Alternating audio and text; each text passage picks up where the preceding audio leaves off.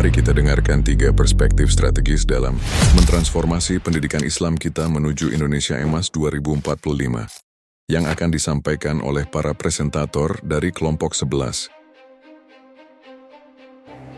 Sang motivator pendidikan berfokus pada mengintegrasikan kurikulum dan dikotomi ilmu.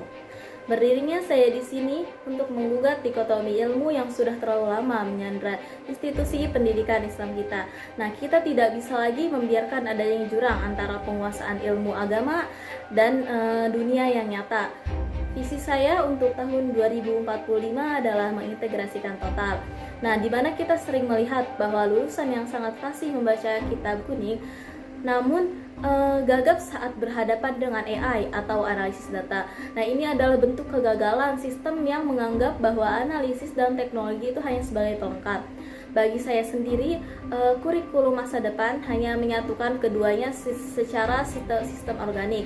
Nah, ilmu agama tidak boleh berdiri sendiri, yaitu harus menjadi landasan etika bagi penguasaan STEM atau Science, Teknologi, Engineering and Maths. Nah, kita tidak butuh sekedar ahli agama atau sekedar ahli teknologi.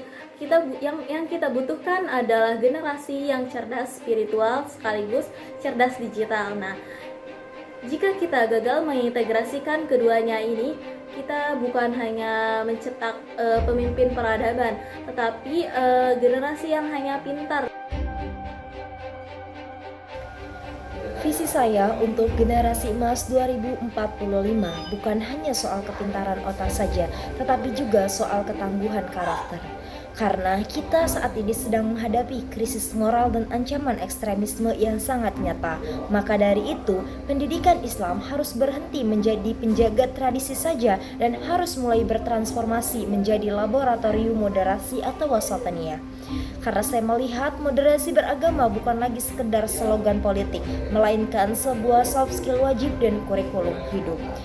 Maka generasi 2045 harus menjadi diplomat peradaban. Mereka harus mampu menangkis narasi-narasi kebencian dan melihat keragaman Indonesia itu sebagai kekuatan, bukan sebagai pemantik perpecahan. Karena kita ingin mencetak pemimpin yang memiliki empati sosial dan kebijakan di dalam setiap keputusannya. Ingat, tanpa karakter yang moderat dan fleksibel, kecerdasan digital itu akan menjadi alat bagi ideologi yang eksklusif dan intoleransi. Terima kasih. Baik, terima kasih. Opini saya adalah sang pejuang infrastruktur dan SDM. Fokus saya digitalisasi dan relevansi. Jadi, semua visi besar tentang integrasi ilmu dan moderasi akan menjadi lip service atau mimpi di siang bolong jika kita tidak bicara tentang realitas infrastruktur. Kita harus jujur, kesenjangan fasilitas digital antara kota dan desa itu sangatlah jauh. Antara sekolah umum dan pesantren masih sangat menganga. Harapan saya sangat pragmatis. Pemerintah harus melakukan investasi masif untuk digitalisasi sarana belajar di seluruh lembaga pendidikan Islam tanpa terkecuali. Namun, alat canggih tidak berguna di tangan pengajar yang tidak siap. Maka, seluruh guru dan pendidikan wajib melakukan upskilling atau pelatihan ulang untuk menguasai literasi digital dan pemikiran yang kritis. Kita harus berani membongkar tradisi demi mengejar relevansi. Generasi emas 2045 hanya akan terwujud jika fondasi infrastruktur dan kualitas SDM kita sudah mampu menopang ambisi global yang kita impikan.